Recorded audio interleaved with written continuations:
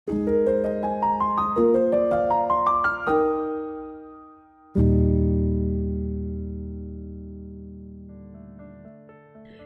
Bapak Ibu Saudara, apa kabarnya?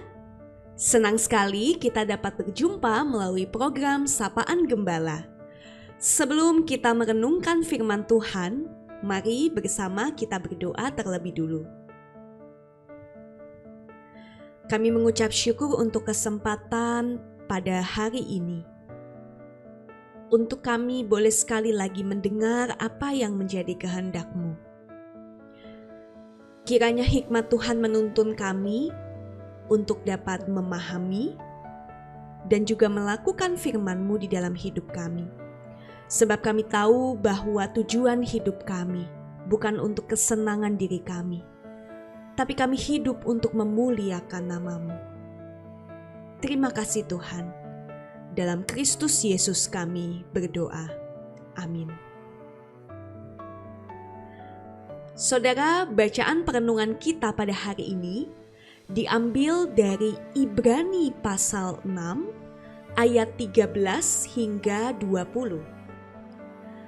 Saudara bisa membaca keseluruhan ayat ini di tempat masing-masing, tetapi saya akan membacakan Ibrani 6 ayat 19 demikian.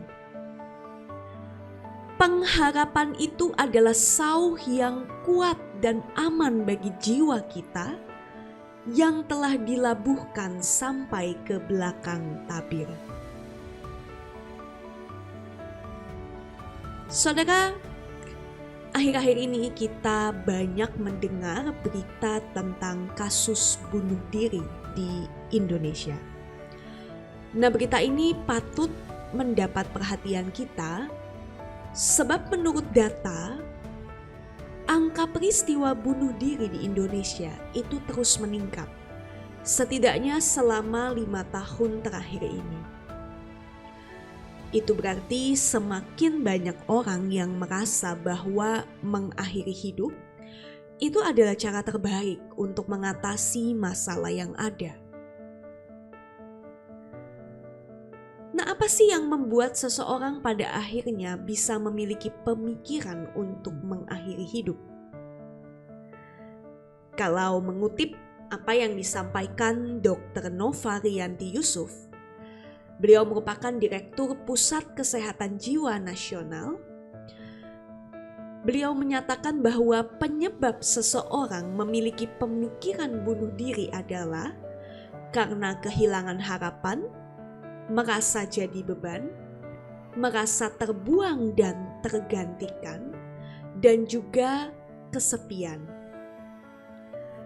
Jadi, orang yang punya pemikiran bunuh diri itu berada di dalam kondisi di mana mereka tidak bisa melihat keberhargaan diri mereka, sehingga timbul pemikiran dan perasaan bahwa buat apa saya hidup? Saya nggak berguna, saya cuma jadi beban, tidak ada harapan lagi buat saya. Nah saudara, di dalam teks surat Ibrani yang menjadi perikop kita tadi, tema utama dari teks ini sebetulnya berbicara tentang pengharapan. Hal ini penting disampaikan kepada umat Kristen di kala itu, mengingat mereka sedang mengalami berbagai penganiayaan karena iman mereka kepada Kristus. Nah, dengan demikian melalui surat ini, penulis menyampaikan bahwa pengharapan itu seumpama jangkar yang tertanam sangat kuat, sehingga dapat menjadi pegangan yang aman bagi setiap orang yang berharap kepadanya. Pengharapan itu ibarat fondasi yang memampukan kita untuk terus berdiri, untuk terus melangkah dan percaya bahwa hari esok itu masih ada, bahwa ke depan itu masih ada jalan. Saudara, Yesus telah melakukan perannya sebagai sang imam besar. Itu tertulis di dalam kitab Ibrani tadi. Dia telah memperdamaikan relasi kita sebagai manusia dengan Allah. Oleh karena itu, saat ini dan sampai selama-lamanya, kita itu ada di dalam tangan perlindungan dan pengasihannya.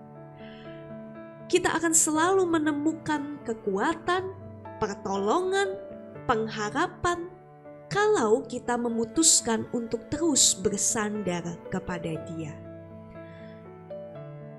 Nah, memang tidak dapat dipungkiri bahwa seringkali banyak pergumulan, banyak problem, itu membuat kita merasa lelah, membuat kita merasa tidak berdaya dan gagal fokus. Kita tidak menaruh fokus kita kepada Tuhan, tetapi justru pada pergumulan kita. Dan ketika kita kehilangan fokus, kita merasa semuanya semakin gelap. Kita bertanya, di mana Tuhan saat aku memerlukan Dia? Padahal Tuhan selalu ada. Hanya saja kita yang memalingkan pandangan kita dari Dia. Nah, karena itu marilah kita terus memandang Dia. Marilah kita terus meletakkan pengharapan kita kepada Dia.